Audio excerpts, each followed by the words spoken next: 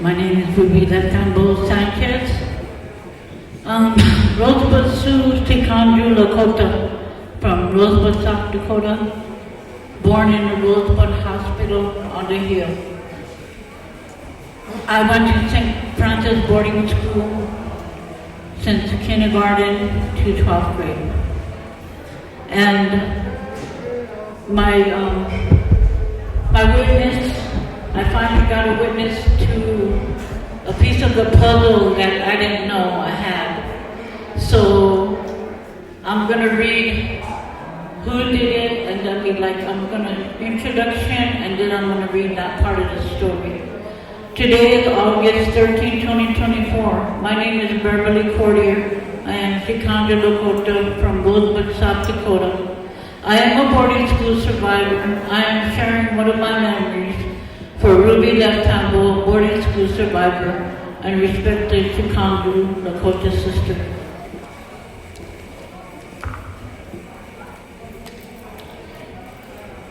One day after receiving my bun, I went to my locker and opened it, shuffling through my few things, pretending that I too had peanut butter in there to put on my bun. So there I was facing my open locker when I heard a little girl scream. They always got their buns first, and she'd been with a group of other little girls, happily talking and laughing while eating their buns. Now she was screaming and kicking her legs, locked in the hard, angry arms of a nun who was hustling over to the corner, to the sink in the corner of the playroom. I stood there frozen. I felt horror and despair. I felt deep fear. I felt all these dreadful feelings made a tight and hard knot in my throat and stomach. As I watched this nun with this helpless little girl in her arms, clutching her right while another nun rushed over to help. This poor baby cried and gagged and could barely breathe. While they ran soap and water into her tiny mouth, the horrid evil nun yanked her and shoved that nasty lye soap in and out while she drooled and soapy slime ran down their arms. After a while, as she gagged and writhed, she went limp and quiet. The nun holding her dropped her to the floor while she lay there in a tiny heap. The nun yelled at her to get up, yanking her to her feet, and the little girl could barely stand. I shut my eyes, I shut my brain, I shut down in fear and just stood there while my bun went dry in my hand, uneaten. My eyes went blind, I couldn't see, I didn't know how long I stood there, how long they tortured her. Eventually,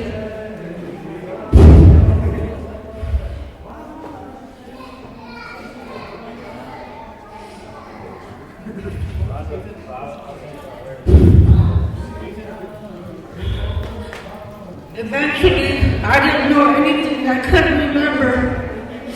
My mind going in and out of blankness with each horrible act of abuse.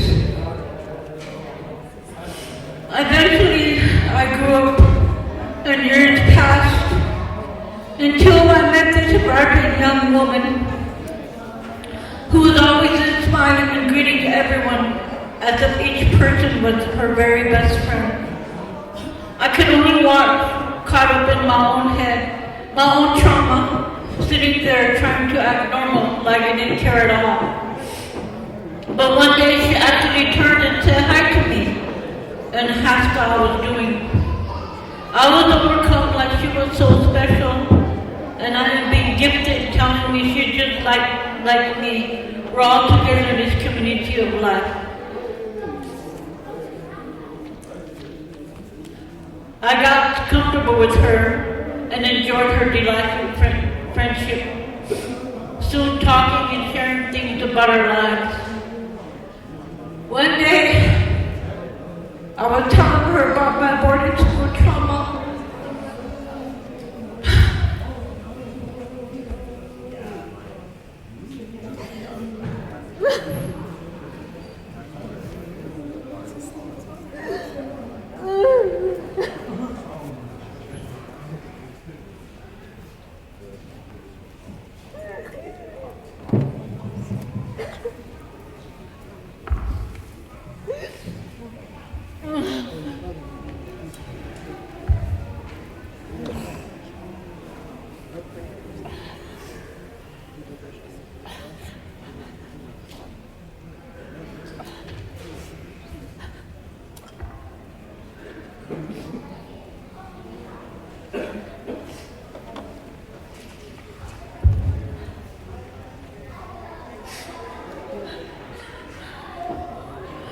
I was telling her about my boarding school trauma, how I was healing from the trauma, but writing poetry of my experience. And I still felt the pain of seeing other children suffer. The worst of what, which was a little girl, I said I couldn't forget, the one who had her mouth washed out, was soaked by the nuns because she was speaking Lakota. She told me that. Sounded just like her mother's story. Oh my God, so I thought I found a picture of an old yearbook and I showed it to her one day. She gasped and cried, "That's my mother." And I cried because I thought they killed that little girl. And now here I am talking to her daughter. It was like a big cloud lifted from my memory. Little Ruby survived. I finally knew her name. And such gratefulness washed through my whole being to know that she was now a mother and grandmother. We survived, maybe not together, but Ruby survived all alone in my heart. Because her memory could not leave me. Not until I knew she too had lived through all that abuse and survived like me to tell the tale. I love her, Ruby, for years. I have loved you ever since I witnessed the horror that was done to you. You're always in my heart.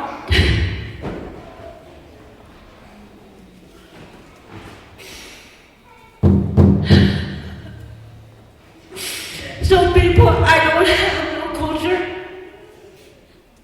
Since 5 years old, they stole that from me. I can't pass it down to my daughter or my grandchildren. I'm 66 years old. So I'm trying to thank you for listening. But that's how me and Beverly are connected. Same boarding school, same wickedness, same horror. And it's hard to be up here, but we want to do it for the next generations so it will never, ever happen again.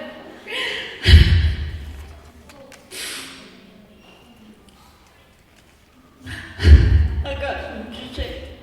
Hello everyone, greeting you with peace, compassion, what we should love and fortitude. To share my story, till we can start healing our families, our communities. As an elder, to help others in their healing also. I'm Rosebud Sicangu Lakota from Rosebud, South Dakota, aka Rosebud. Just kidding.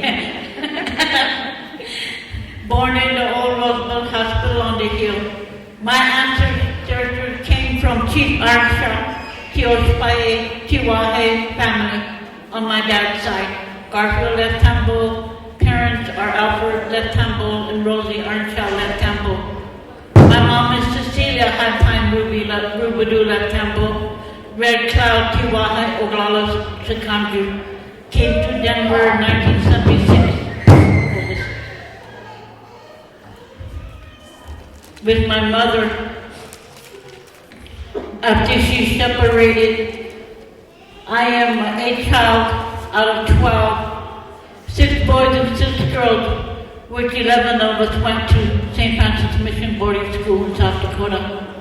Until 12th grade, my life was my diagram, that's all I knew. I was raised in a Catholic boarding school by priests and nuns. Now I want to share my witness story because this was witnessed 100%. As you see, they killed me and they killed my spirit. I have no culture, no Lakota language, no dancing, no regalia, no clue. How, what to wear, to dance. But I have memory, my mom cooking fried bread, listening to Black Lodge and others, hearing the drum, smelling the fried bread.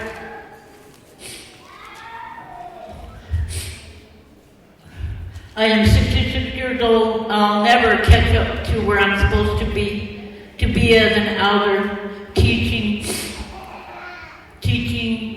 my children and making stuff for my children and my taquillas, outfits, regalia. That was stolen from me and taken from me. So it's frustrating right now when it's cool to be Indian with no privilege and modern technology because I got nothing.